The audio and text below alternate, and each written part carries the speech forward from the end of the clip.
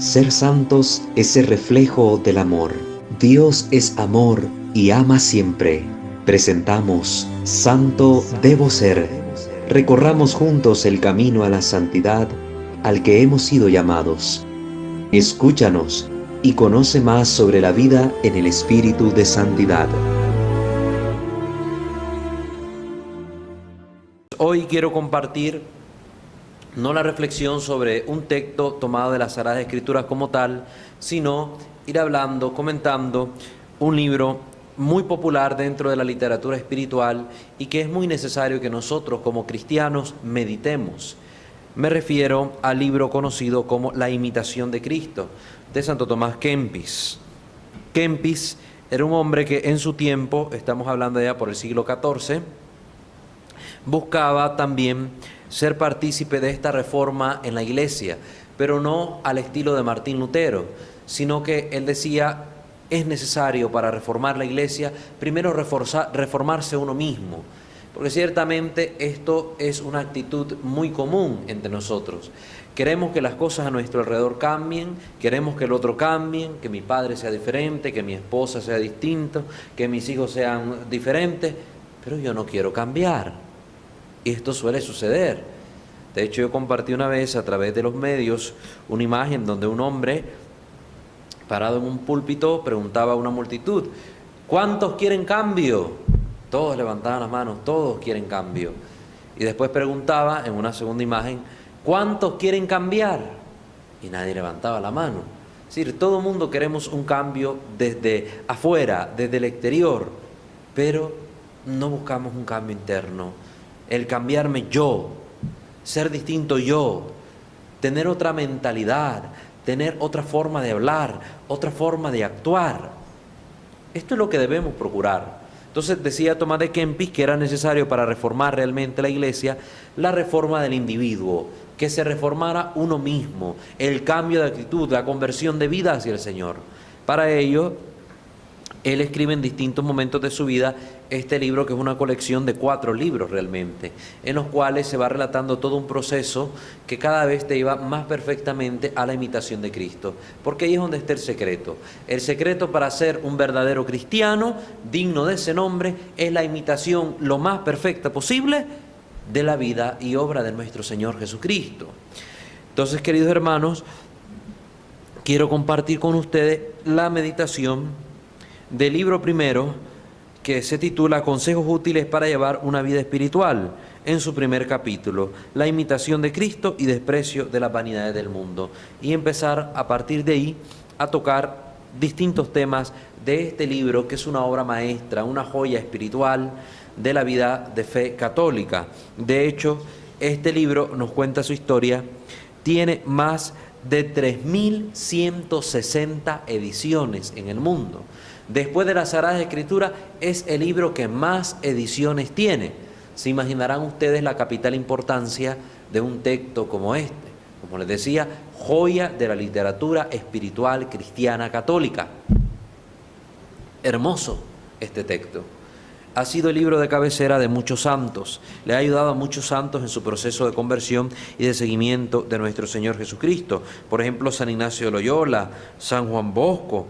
Increíble, ¿verdad?, cuántas personas se han acercado a Dios a través de este libro. Santo Domingo Sabio también, Juan 23, y así muchos otros santos pues hablan acerca de las bondades de este libro, de cómo les ha ayudado a ellos en su proceso de seguimiento de nuestro Señor Jesucristo. Porque todos los que nos llamemos cristianos tenemos que seguir cada vez más perfectamente a nuestro Señor. Porque además, si yo como cristiano me reformo, cambio de vida, opto por una vida según Cristo, hago morir al hombre viejo en mí, como decía San Pablo, para permitir que el hombre nuevo nazca en mí, ese hombre nuevo, Cristo, para decir con él, ya no soy yo quien vive, es Cristo quien vive en mí, pues si esto lo permitimos los cristianos, y para hacerlo me ayudo de libros como esto, y me abro a la voluntad de Dios, pues vamos a ver transformada la Iglesia. Y no solo a la Iglesia, sino al mundo entero, porque recuerden, los mismos sujetos que conforman la Iglesia son los sujetos que conforman la sociedad. Porque la Iglesia no es una construcción utópica, no es una construcción ideal, no es una construcción teórica nada más, es una realidad existente, es una realidad concreta, Cristo la fundó en la humanidad, en la historia, en unos hombres específicos, especialmente sobre el apóstol Pedro. Ha fundado la iglesia en la realidad humana, y esta realidad humana es la misma realidad social. No podemos nosotros pensar en una iglesia desencarnada de las realidades sociales, porque sería eso vivir en un mundo de fantasías, vivir en un cuento, en la ficción. No podemos nosotros caer en esa forma de pensar. La iglesia es real, es concreta, y si cambiamos los miembros de la iglesia, si nosotros nos disponemos a cambiar de vida, también nuestra sociedad se verá transformada, se verá hermosamente convertida en una realidad más deseable para vivir, más deseable para poder seguir construyendo una humanidad nueva, una relación nueva, una comunidad nueva de seres humanos que habitan este planeta, que se aman, que se cuidan, que se estiman. Vamos a comenzar entonces, sin más preámbulo, la meditación sobre este primer capítulo, imitación de Cristo y desprecio de las vanidades del mundo. Empieza Kempis diciendo: quien me sigue no anda en tinieblas, tomando las palabras del Señor. Quien me sigue no anda en tinieblas. Esas son palabras de Cristo, y con ellas nos enseña a imitar su vida y sus virtudes, si queremos gozar de la luz verdadera y librarnos de la ceguera del alma. Por esto, el más profundo y serio de nuestros estudios tiene que ser la meditación acerca de la vida de Jesucristo. Primeras palabras clave que nos está dando Kempis, Tomás de Kempis. Nosotros, para ser auténticos cristianos, tenemos que ver a Cristo. Todo mundo habla: yo creo en Dios, Él le ha aceptado como mi Salvador, sé que Dios existe. Pero ¿quién es ese Dios? ¿Le conocemos? ¿Sabemos cómo piensa? ¿Cuál es su voluntad para nosotros? ¿Cuál es el proyecto que Él ha marcado para nuestra vida? ¿Y de qué manera su existencia afecta nuestra existencia? Porque ahí es donde está la clave. Para convertirnos en auténticos seguidores de Cristo y no solo una masa descerebrada que siga, como dice el dicho, donde va Vicente va la gente. Para convertirnos en auténticos seguidores de Cristo tenemos que imitarle. Y para imitarle debemos conocerle. Y para conocerle, ¿a dónde tenemos que ir? En primer lugar, a las Sagradas Escrituras. En la Sagrada Escritura y la vida de oración podemos nosotros encontrar una fuente de conocimiento de nuestro Señor Jesucristo. Conocerle a través de los Evangelios. ¿Cuántos santos han podido reformar su vida gracias a la lectura de las Sagradas Escrituras? De los Evangelios especialmente. ¿Cómo era Cristo con la gente? Cristo se acercaba al pobre, al humilde. Cristo anunciaba la verdad del reino de Dios, pero también tenía la fuerza, el valor, la autoridad, la palabra profética para denunciar los males de su tiempo, la vida de pecado, el acomodarnos, no querer cambiar simplemente porque me siento bien así como estoy. Denunciaba a Cristo esta actitud ante los fariseos, ante el pueblo, que era un pueblo conformista, que no buscaba cómo realizar en su vida realmente la voluntad de Dios. Entonces, la clave está en conocer las palabras de Cristo, en conocer su vida y sus virtudes. Y para ello, la lectura de las Escrituras. Decía San Jerónimo Doctor, al que celebramos el 30 de septiembre, quien desconoce las Escrituras, desconoce a Cristo. Por tanto, a mí me preocupa cuando yo en las charlas, en las conferencias o en los momentos que me toca explicar algo, compartir algo en alguna parroquia o ante el grupo de personas que sea de X o Y lugar, y yo pregunto: hermanos, ¿tú tienes la Biblia en la casa?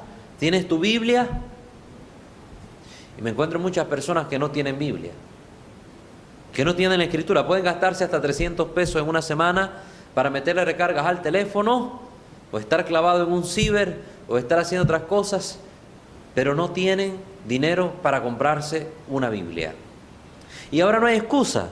Ahora en su dispositivo celular, en su móvil, en su teléfono inteligente, en su smartphone, como le quiera llamar, en su tablet, usted puede descargar una app de las Sagradas Escrituras.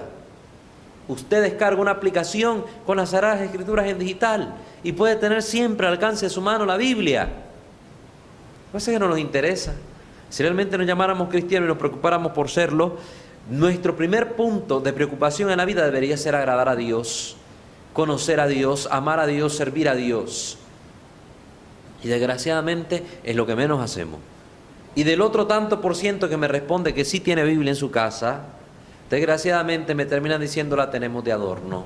Allá la Biblia en una esquina, en una mesa, como en un altar, como algo tan sagrado que es tan sagrado que no lo puedo tocar. Y la Biblia puro polvo, con telarañas encima. Ya la araña se sabe lo que está ahí escrito en la página y usted no sabe ni con qué versículo comienza la página en donde tiene abierta la Biblia. Yo le digo a la gente, ya acostumbran a tener el Salmo 22, el Salmo 23, el Salmo 91, ahí abiertos, y hasta la Biblia sabe, hasta la araña sabe decir, el Señor es mi pastor, nada me faltará, y usted no sabe ni siquiera cómo continúa el Salmo. Es vergonzoso. Es vergonzoso porque la Biblia no es un amuleto, la Biblia no es un talismán. La Biblia no es un repelente de malas vibras, ni repelente de malos aconteceres. No es un objeto mágico. La Biblia, las Sagradas Escrituras, nos transmiten de manera escrita la palabra revelada de Dios, con el fin de que el hombre se alimente del pan vivo bajado del cielo, con el fin de que el hombre conozca a su Señor. Pero no es un libro que está estructurado como tal con función mágica, esotérica, de que porque yo tengo la Biblia en mi casa nada malo me va a pasar. Si hay un incendio con todo y Biblia se puede quemar usted. Es que la Biblia no tiene esa función mágica. Quitémonos esa mentalidad supersticiosa, desinstalémosla de nuestra mente, esa mentalidad supersticiosa. La Biblia no es para andarla de adorno. No es un objeto decorativo en nuestros hogares. Las Sagradas Escrituras es un texto que da vida cuando yo me acerco y lo leo. Si no, no sirve para nada. Se lo digo de verdad. Es como que yo me esté muriendo de hambre y tenga un plato de comida ahí en la mesa, en el comedor de mi casa, y lo tengo de adorno. Si yo no me acerco y me lo como, ese plato nunca me va a dar el alimento que necesito para el sustento de mi cuerpo.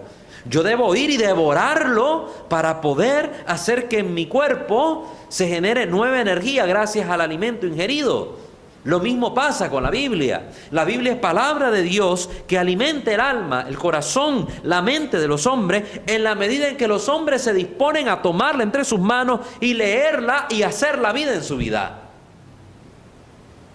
Así es.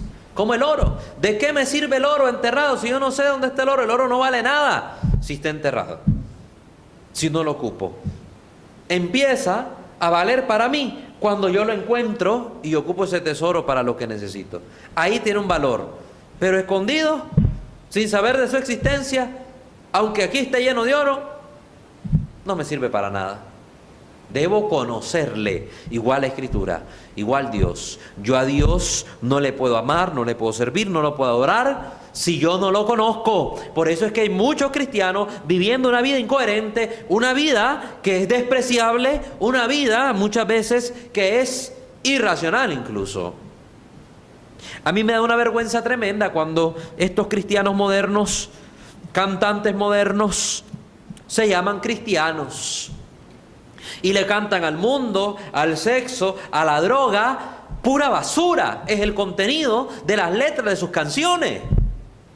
Ahí me entristece cuando veo jóvenes escuchando la música de tal Bad Bunny, del Ozuna, del Arcángel, de no sé quién.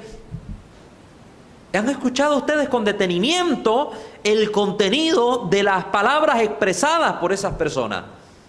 Personas que se autollaman cristianos y creyentes. Son basura, le cantan al mundo, le cantan a su Dios. Y eso está corrompiendo la mente de nuestros jóvenes. Yo no sé cómo hay padres de familia que han perdido la autoridad en su casa para prohibirle a sus hijos, eso no lo escuches. Aquí yo no quiero oír el equipo de sonido con esa música, ¿no? Han perdido la autoridad para con sus hijos. Ahora el hijo lo manda más que usted a él. ¡Qué vergüenza! Pero es la realidad, queridos hermanos. Nos llamamos cristianos y no llevamos una vida coherente a nuestra fe y con el nombre que decimos profesar porque no leemos las Escrituras. Y la Escritura que nos lleva a una vida de relación con Dios por medio de la oración y la acción.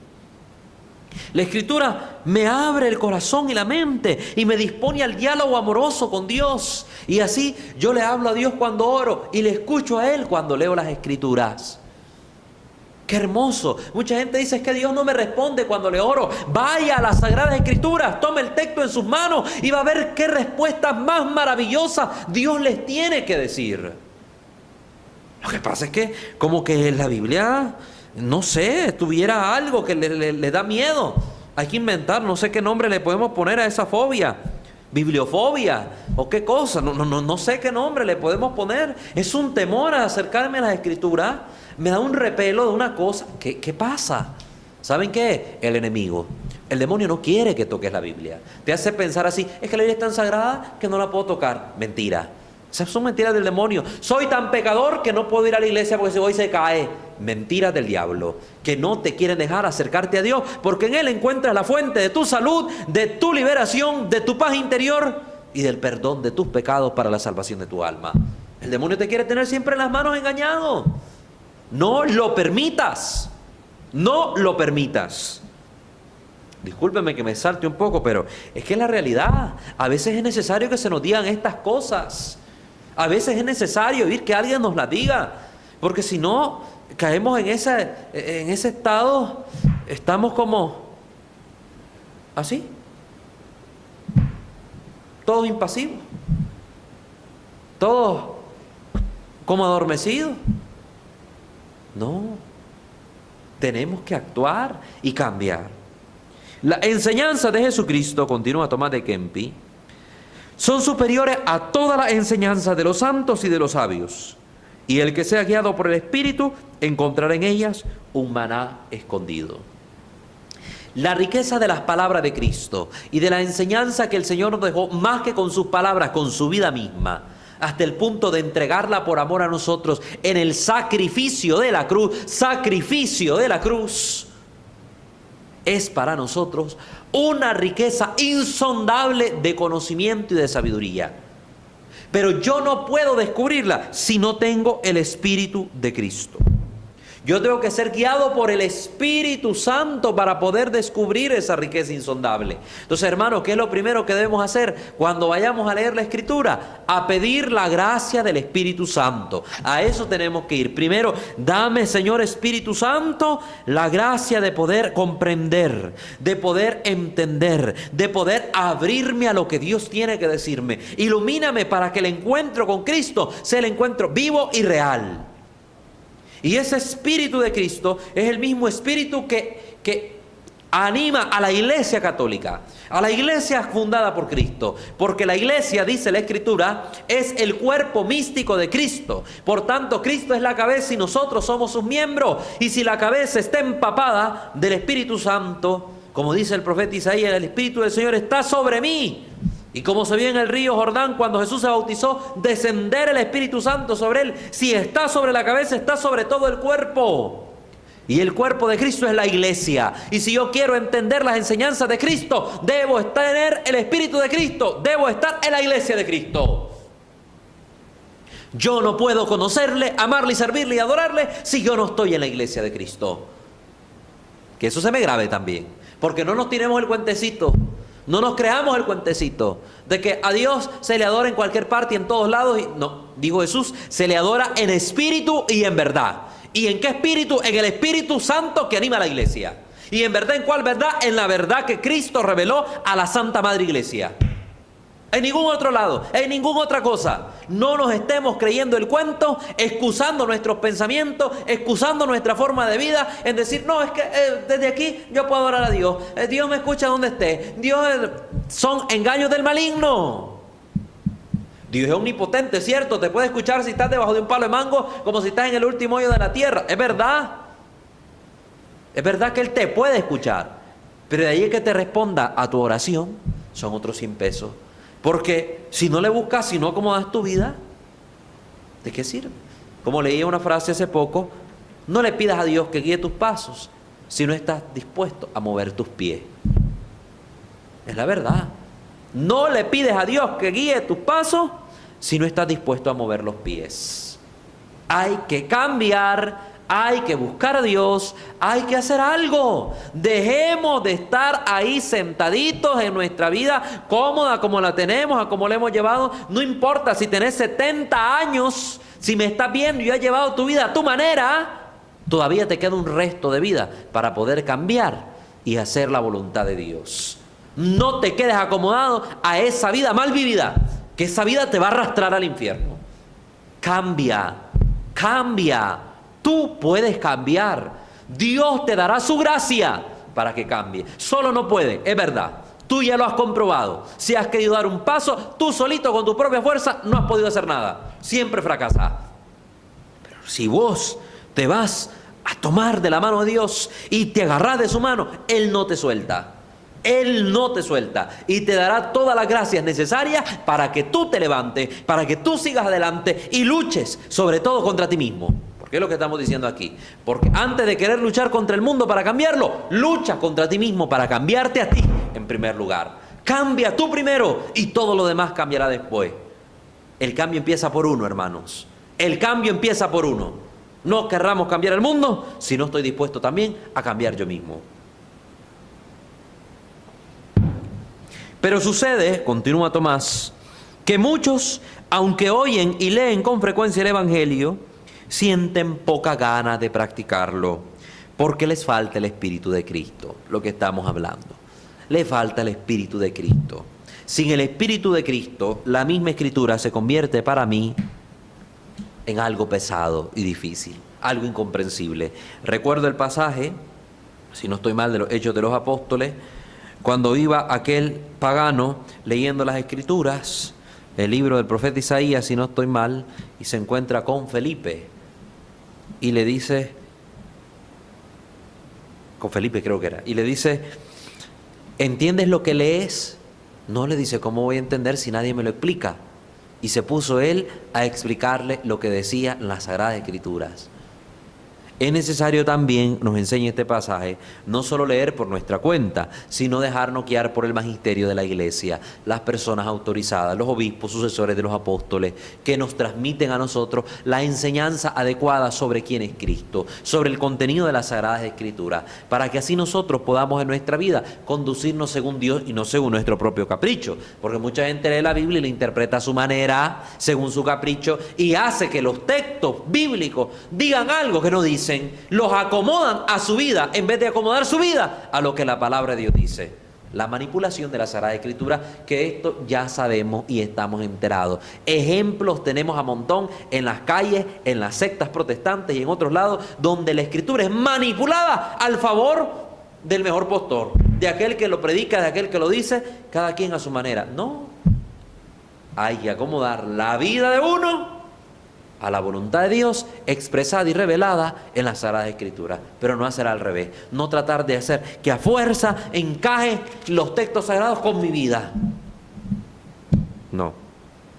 La persona que desee adquirir la plena y sabrosa inteligencia de las palabras de Cristo, tiene que esforzarse por obtener que su propio modo de vivir sea semejante al modo santo de cómo vivió Jesús. Aquí hay una palabra clave: esfuerzo. Esto implica de parte nuestra el poner todo lo que me sea posible en mí para hacer realidad, que la vida de Cristo se manifieste en mi vida. Poner todo de mi parte. Mucha gente tira la toalla sin haber hecho el más mínimo esfuerzo. Si yo no he hecho hasta el último esfuerzo por tratar de hacer que mi vida avance según Dios, todavía no he hecho nada entonces. Todavía no he hecho lo suficiente. Yo debo dar hasta lo último, como hizo Cristo, dio hasta la última gota de sangre por nuestra redención. Entonces aquí dice esforzarse, sacrificarse. La vida de fe es de sacrificio, pero un sacrificio que tiene su recompensa, no a veces como la pinta otra gente afuera, de un sacrificio, de un dolor, de un sufrimiento, como que nada se ve color rosa nunca, todo es blanco y negro, negro, negro, negro, por todos lados es más negro que blanco. No. No es así. Es una vida de sacrificio, pero una vida hermosa, donde se sufre, donde se siente la presencia de Dios, donde se siente la fuerza del Espíritu Santo, la gracia del Señor asistiéndonos en todo momento. Si Dios no nos dijo cuando viniéramos detrás de Él que iba a quitar de nuestros problemas, que nos iba a quitar esa... No, Él dijo, vengan, si tu carga es pesada, ven, carga mejor el mío, mi yugo, que es ligero y llevadero. Pero Él no nos dijo nunca que íbamos a andar sin cargas, sin problemas, sin dificultades. Déjense de creerse esos engaños que mucha gente predica allá afuera. La tal teología de la prosperidad, la teología del bienestar. Dejen de creerse todas esas locuras. Jesús dijo, sígueme. Y cuando dijo sígueme, ¿qué dijo antes? El que quiera venir en pos de mí, niéguese a sí mismo, abrace su cruz y sígame. Un pasaje que ya hemos explicado en estos programas. Dios nos llama a seguirle y llevar una vida en medio de dificultades, en medio de quejas, en medio de problemas, en medio de voces contrarias a la vida de la fe. Entonces implica sacrificio, implica un sufrimiento, pero un sufrimiento gratificante, como cuando usted quería construir esta pared de su casa y se sacrificó, se mató trabajando para juntar el dinero para poderla construir, y usted mismo con sus propias manos puso bloque tras bloque, hizo la mezcla, puso la varilla y después la ve construida, se cholló las manos, se embarró de cemento, pero al final de todo ese esfuerzo y sacrificio se sintió feliz, realizado, porque logró alcanzar su objetivo. Los padres con los hijos, cuando los miran bachillerados, aquella recompensa que sienten en ese momento cuando están viendo a su hijo subir a la tarima y que le dan su diploma de bachiller en ciencias y letras, cuánto sudor, sacrificio, lágrimas, cuántas pruebas, cuántas abstinencias muchas veces tuvieron que vivir en esa familia para que aquel cipote, aquella cipote a veces malagradecidos, tuvieran ese cartón en sus manos. Y ahí se siente la recompensa de ese sacrificio. Pues igual en la vida de fe, implica una vida de sacrificios, sacrificios gratificantes, sacrificios que me van permitiendo a mí morir a mi yo para vivir a Él, a Cristo, cuando mi yo muere para dar lugar al gran tú, a Dios, que entre en mi vida y me transforme según su voluntad. Si yo soy miembro de Cristo, tengo que ser como es la cabeza, tengo que ser como es la cabeza, tiene que ser igual, porque imagínense ustedes, cuando ven un cuerpo, hablando de un cuerpo normal, ¿verdad? Que no sufra ninguna mutación, etcétera, hablando de la normalidad del cuerpo, si yo soy blanco, no voy a tener una pierna negra. O si yo fuera negra, no voy a tener una pierna chela, a menos que sufriera yo de alguna enfermedad en la piel. Sino que mi cuerpo se corresponde, mis miembros se parecen entre sí y dan uniformidad a mi cuerpo. Si yo soy una persona de 1,78 m, 75, 77, ya ni sé yo cuánto mido, pues yo tengo mi estatura y mis miembros corresponden a esa estatura. No tengo una mano más pequeña y el gran cuerpezote. Pueden haber personas que sufran esa deformidad por alguna enfermedad, pero lo normal es que el cuerpo sea dimensionado, que tenga sus proporciones, proporcionado. Igual pasa acá. Si nosotros decimos que Cristo es la cabeza y yo soy miembro del cuerpo de Cristo, pues yo como miembro debo corresponder a esa cabeza y que se note que soy miembro del cuerpo de Cristo. No puede ser la cabeza tan santa y yo tan pecador. Tiene que empezar a ver entre mi vida y la vida del Señor una coherencia, una correspondencia. Eso es lo lógico. Eso es lo que nosotros tenemos que procurar.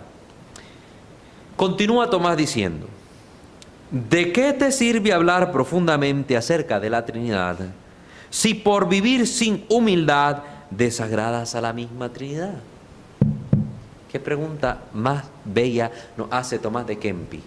¿De qué me sirve llenarme la boca hablando que creo en el Padre, en el Hijo, en el Espíritu Santo todos los domingos? Aquel credo profesado reverentemente. Ojalá. Y digo ojalá porque ahora en carreritas recitan el credo la gente en la iglesia, como competencia entre el Padre y el pueblo, a ver quién lo recita más rápido. No, ¿De qué nos sirve profesar nuestra fe en el Señor? Decir que creo en el Padre que hizo todas las cosas, en el Hijo que me redimió con la ofrenda de su cuerpo, sangre, alma y divinidad en la cruz, en el sacrificio de la cruz, en el Espíritu que santifica. ¿De qué me sirve si con mi modo de vivir, sin humildad, desagrado a la misma Trinidad en la que digo creer? ¿De qué me sirve? Es la pregunta que nosotros tenemos que hacer, porque nos falta la humildad. Esta virtud es clave. Yo el domingo predicando decía a las personas, nosotros necesitamos la virtud de la humildad para poder vivir el amor que Dios nos pide. Porque sin humildad yo no puedo amar. Porque el amor necesita de la humildad para poder manifestarse real y verdaderamente. Si no, detrás, si no está la humildad, está la soberbia. Porque en las cosas de Dios no hay término medio. Dice la Escritura, o sos frío o sos caliente, sos tibio, te vomito de mi boca. O frío o caliente, o blanco o negro. Aquí no hay términos medios. Entonces, o soy humilde o soy soberbio. Pero no soy medio humilde, medio soberbio. No. O soy humilde o soy soberbio. Uno de los dos. Y si no soy humilde, es que soy soberbio. Y si soy soberbio, no puedo amar de verdad. Porque la soberbia me lleva al egoísmo. La soberbia me lleva a la envidia. La soberbia me lleva a un montón de pecados. Porque es pecado capital, es decir, cabeza de una familia de pecados. Y que me impiden a mí mostrar el amor real y verdadero a los demás. No me deja amar. La soberbia no me deja amar. Por eso, la virtud de la humildad es requisito indispensable para poder poner en práctica el amor verdadero. Aquel amor verdadero del cual diría San Agustín, ama y haz lo que quieras. Ama y haz lo que quieras, porque solo el amor real, solo el amor verdadero puede obrar el bien para los demás y para uno mismo. El amor que no es auténtico es un amor egoísta. Ese amor no sirve para vivir y no te dará felicidad. Quítate la máscara y desengáñate tú mismo. No son los discursos profundos, dice Tomás, lo que santifican a una persona, no. Porque yo estoy aquí y me pusiera a hablar todas estas palabras y qué bonito habla el hermano y qué bonito habla el seminarista. Pero si yo vengo y estoy con estos discursos profundos y no acomodo mi vida a la vida de Cristo, con todo y sotana me voy al infierno, querido hermano. Con todo y sotana voy para el infierno. Si no acomodo mi vida a la voluntad de Cristo. No son los discursos profundos los que santifican a una persona, sino la vida virtuosa. Tengan cuidado, aquí mucha gente se llena la boca hablando cosas del Señor, se llena la boca predicando, pero la vida desdice. Por eso clave para saber si una persona está realmente por los caminos adecuados en la vida de la fe es observar su vida. Si quieres saber cómo es alguien en realidad, no lo escuches, obsérvalo, observa sus acciones, analiza su comportamiento. Mira qué virtudes pone en práctica, todo el esfuerzo que pone por cambiar y ser mejor. Eso es lo que tenés que fijarte. Si querés conocer realmente a alguien y si querés saber si va realmente por el camino adecuado. Porque con las palabras se puede construir mundos más imaginarios, mundos fantásticos y se pueden construir muchas cosas con las palabras, pero cosas utópicas. Con las acciones se hacen obras concretas, reales, palpables, se puede ver. Ya lo conocemos nosotros, es como en el mundo de la política. Desgraciadamente, una política tan chancha que a veces vivimos acá en Nicaragua, pero es una realidad. Todos vienen y dicen y hacen su discurso y todo bien bonito, qué bonito lo que prometió fulano, el sutano, la perenceja, quien sea. Y al final, ¿qué cumplen? Nada. Y si cumplen algo, entre comillas cumplen, lo hacen a su manera, cambiando el discurso en su obra del discurso que habían dicho con sus palabras. Analicen ustedes, no necesitamos ir a buscar otros ejemplos ni irnos tan largos. De ahí partamos y podemos observarlo con claridad. La vida virtuosa es la que lo hace a uno agradable a Dios. Un San Martín de Porres, santificado el hombre en la humildad y la sencillez, presto al servicio, disponible para la caridad y para los hermanos, atendía a los pobres, a todo mundo trataba por igual, se santificaba barriendo con humildad, poniéndose en último lugar y haciendo el oficio más despreciable. Un hombre virtuoso, esa virtud lo hizo grande porque Dios lo engrandeció, porque Él se hacía el más pequeño. La vida virtuosa, ejemplo de vida virtuosa además de nuestro Señor Jesucristo, nuestra Santísima Madre, la siempre Virgen María, mujer de servicio, mujer de humildad. He aquí la esclava del Señor, ecce ancilla Domini. He aquí la esclava del Señor.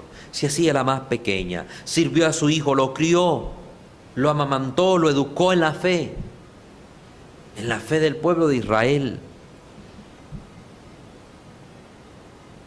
La virtud se practica no en los grandes escenarios, queridos hermanos, ahí en la vida común y corriente. En la vida común y corriente. De hecho, Tomás de Kempis perteneció a ese grupo llamado los hermanos de la vida común. Hermanos de la vida común, que ponían en práctica la fe ahí en la vida cotidiana, en lo pequeño. Estos hijos están gritando, la paciencia, poner en práctica la paciencia. Es que aquel con sus actos me desespera, soportar con amor, con paciencia los defectos de los demás. Es que yo quisiera salir y gritar y decir, morderme la lengua, hacer silencio, la virtud de aprender a callar. Allí en lo pequeño, en lo cotidiano. Vos no necesitas irte al África para poner en práctica la virtud. Ahí en tu casa, en tu oficina, en tu lugar de trabajo, donde estés, en la última cueva que estés metido, ahí poner en práctica la virtud. Eso es lo importante, en lo pequeño. En lo grande cualquiera se esmera y puede aparentar. Pero ahí en lo pequeño, en lo cotidiano, en lo común, se ve quién realmente quiere poner en práctica la vida de gracia, la vida de virtud, la vida virtuosa. Es preferible sentir arrepentimiento que saber definirlo. Mucha gente habla de la conversión, del arrepentimiento, del dolor, y lo hace con teorías y palabras rebuscadas, sofisticadas. ¿Pero lo viven? Preferible antes que todo ese montón de palabras, dice Kempis, Tomás de Kempis, es preferible vivirlo, sentirlo, hacerlo realidad en nuestra propia historia. Entonces esto, más que de palabritas, se trata de acciones concretas en la vida. Puedes saber de memoria la doctrina de todos los sabios, pero ¿de qué te sirve todo eso si no tienes caridad o no estás en gracia de Dios? ¿De qué te sirve todo eso si no tienes caridad? ¿Cuánta gente es sabia en las cosas de Dios también? Pero sabia a su manera, porque si fuera sabia según Dios, la vida fuese diferente de esa persona. Pero más bien vemos aquel egocentrismo, egolatría, que hay personas ensoberbecidas, toda soberbia, orgullosa. ¿De qué le sirve decir tanto discurso bonito? Se sale con aquella cara y que no me vean, que no me toquen, que no me digan porque yo soy la mamacita de Tarzán, Chita, y todas las pulgas que Chita tiene pegadas en la piel. No, hombre. ¿De qué sirve si no hay caridad?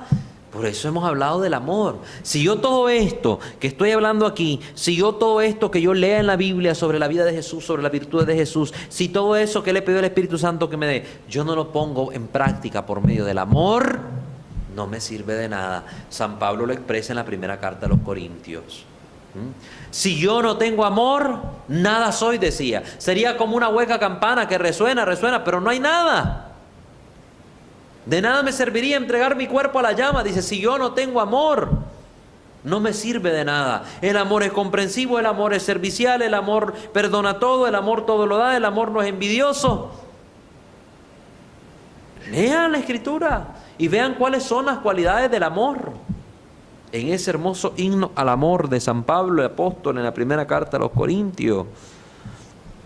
Entonces, ¿de qué me serviría conocer todo de Dios si al final todo esto que yo lea no lo pongo en práctica? No me sirve de nada. O si no estoy en gracia de Dios. ¿Cuánta gente sabe esto de Dios, trata de practicar una vida virtuosa, pero no va a la confesión? Es que tengo miedo, tengo 12 años de no confesarme. ¿Cuándo te confesaste por última vez? ¿Cuántos años tenés? Pues tengo 58. Y la última vez que te confesaste, cuando me preparé para dar mi primera comunión. Y uno se queda con los ojos pelados como búho. ¿Cómo es posible? No nos acercamos. Llevas 50 años viviendo en pecado mortal y así querés agradar a Dios. Llevas una vida desordenada, has robado, has adulterado, has hecho qué cosas, y vas a la iglesia como si nada, te persinás, rezás y no te preocupas que tu alma esté en pecado mortal. Estar en pecado mortal es enemistad con Dios. Es decirle a Dios, Señor, no me interesas, es escupirle el rostro a Cristo. ¿Cómo vas a llevar una vida agradable a Dios si ni siquiera buscas el sacramento que te reconcilia con Él después de todas tus sanganadas? Yo con esto no estoy diciendo que estoy libre de pecado y que puedo tirar la primera piedra. Al contrario, me pueden volar a mí más bien una piedra cantera porque soy un pecador. Sino que les estoy instando, hermanos, a que también busquemos el sacramento de la reconciliación y ser coherentes con la fe de la iglesia, que es la iglesia que Cristo fundó. Y el inventor de ese sacramento fue Jesucristo. Juan 20, 22, 24. Y sopló sobre ellos el Espíritu Santo y les dijo: recibid al Espíritu. A aquellos a quienes ustedes le perdonen los pecados les quedarán perdonados, y a quienes no se los perdonen les quedarán retenidos. Juan 20, 22, 24. Jesús instituye el sacramento de la reconciliación. Hechos de los Apóstoles nos dice que llegaban las personas a confesarse, a confesar sus pecados con los apóstoles, y recibían el perdón de Dios que ellos administran. No estoy diciendo que son dueños ni tienen la facultad, la potestad porque les pertenece y es derecho propio. No, administran un derecho divino, una prerrogativa divina. La administran entre los hombres con la facultad que Dios les dio, que es diferente. Y Dios ha puesto precisamente el sacramento para ayudarnos en nuestro caminar cristiano, porque sabía que íbamos a flaquear, que íbamos a andar renqueando en la vida de fe después del bautismo. Lo sabía el Señor, Dios lo sabe todo. El mismo San Pablo, ya convertido y ya bautizado, el mismo que dijo: ya no soy yo quien vive, es Cristo quien vive en mí, decía: pienso el bien que deseo hacer y termino haciendo el mal que no quiero. También metía la de andar San Pablo y buscaba el perdón de Dios. Buscaba el perdón de Dios. Vanidad de vanidades, dice el Cogelet, el Eclesiastés, y todo vanidad, excepto el amar a Dios y dedicarse a hacer su santa voluntad. Fuera de amar a Dios y de hacer la voluntad de Dios, todo es vanidad. San Pablo lo decía: todo lo estimo por basura, por excremento, decía él, con tal de ganar a Jesucristo. Todo. ¿Y nosotros? Nacimos sin nada, cuando morimos no nos llevamos nada y vivimos toda la vida aferrando, buscando que algo nos pertenezca. Eso es algo que no debemos hacer. No debemos hacer. Busquemos a Dios, tengámoslo a Él, poseámoslo a Él. Porque dice la Escritura: buscad primero el reino de Dios y todo lo demás vendrá por añadidura. Todo lo demás vendrá por añadidura. Tú te afanas buscando un buen trabajo, pero no vas a la iglesia. No te preocupas, no te afanas por salvar tu alma. Te aseguro que si te afanaras por agradar a tu Dios yendo a la iglesia, transformando tu vida según su palabra, ese trabajo te aparecería de sobra. De sobra. Porque hay gente que al revés va a la iglesia pidiendo trabajo, y todos los días iba a la iglesia, consigue el trabajo, ya no hay tiempo para Dios. Es que el trabajo lo consume. Y ahí le pedí el trabajo a Dios y ahora no voy a ir a trabajar. Y ahora no. No usen el trabajo como excusa. No se escuden en el trabajo para tapar su pereza y su haraganería en las cosas de Dios. No usemos el trabajo como una excusa. Ese trabajo lo ocupan hasta de excusa para no estar con la mujer, porque tal vez ya andan con otra o ya no les gusta a la mujer, entonces no la soportan, prefieren estar metidos en el trabajo y le enganchan a la mujer la mentira. Es que me dejaron un montón de cosas que hacer en el trabajo, el jefe me está pidiendo para mañana tal cosa, con tal de no estar en la casa. Y sufre la mujer, y no solo la mujer, la vida familiar se ve afectada, ni los hijos disfrutan a su padre. Ni los hijos disfrutan a su padre.